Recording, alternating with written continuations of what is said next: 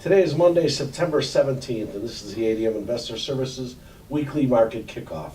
Please note that the views and opinions expressed here today are solely those of our guests and should not be construed as the views or opinions of ADM Investor Services or Archer Daniels Midland Company.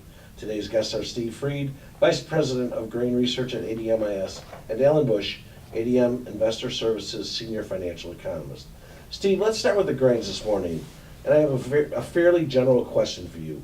What are the three most important grain fundamentals in the markets today? Well, right now in the soybean market, it's the trade issue.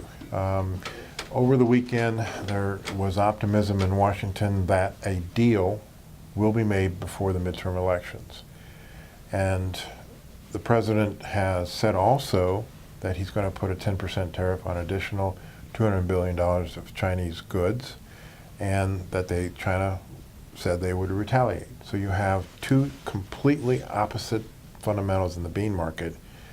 If they have a deal before the midterm elections, we could go from where we are right now, 830 beans, to 970 in very quick time. So some people are saying, let's look at a November 840 call for 15 cents as a lottery ticket in case they do come up with a deal.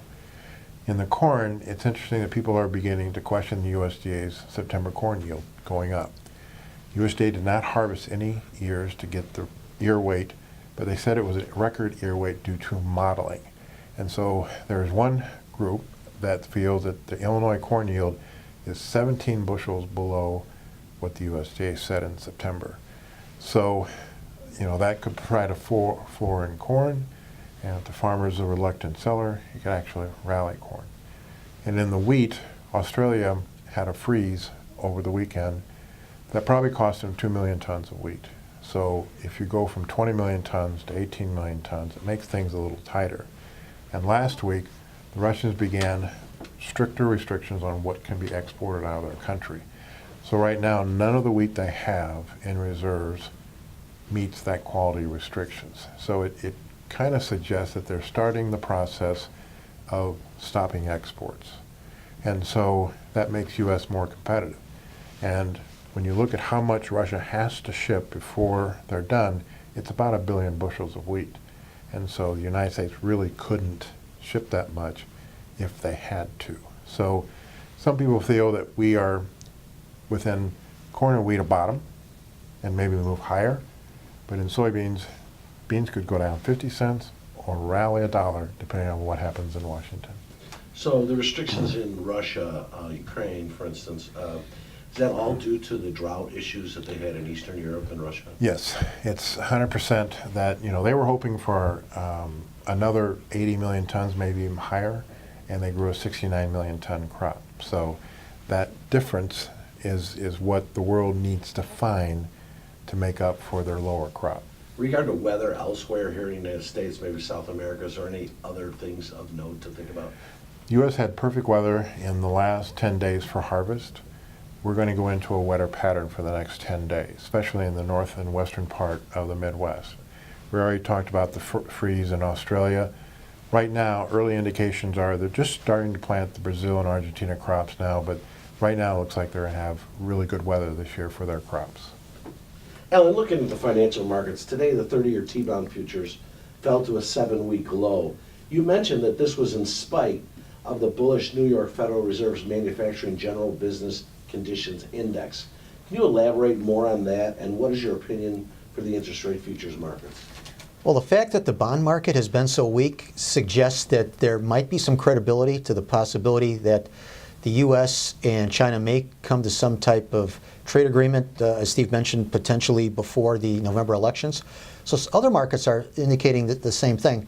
So the fact that the bonds were lower this morning, although they have come back to be slightly higher, but generally bonds have ignored bullish news, so that in itself is a sign of weakness. Don't forget, we have the Fed likely to raise rates 2 more times this year, once at the end of this month and once in December, at least 2 more rate increases next year. So it appears that the main trend and the short-term trend is still lower for the interest rate futures markets, especially the bonds. The stock market continues to see pretty good action. What do you think could happen to the stock market in the event that we do solve the trade situation between the U.S. and China? Well, the fact that the stock index futures have performed so well during all of these trade tensions indicates that a positive outcome is potentially in the works. So once there is an agreement, and could be a matter of a couple of months, could be longer, but once there is some type of an agreement, stock index futures, I think, will perform extremely well. Indices could soar. What about industrial metals? I mean, in the event that we do have an agreement, is that another market that people should look at? Absolutely. Looks like the copper may be bottoming in here, and it seems to be trading in the inverse with the dollar index.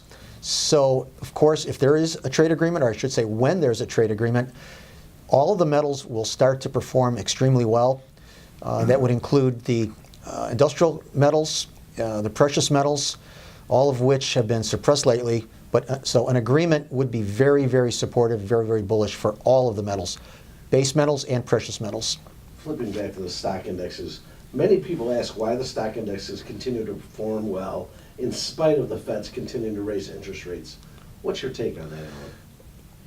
Regardless of what goes on as far as the trade situation, and as we already talked about, the stock index futures have performed very well even though these trade tensions have persisted.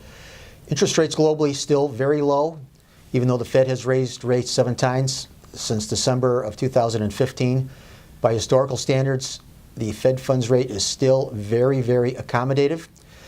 Interest rates around the world are still very low, including still negative interest rates in certain parts of Europe. So that's very, very stimulative to the equity markets.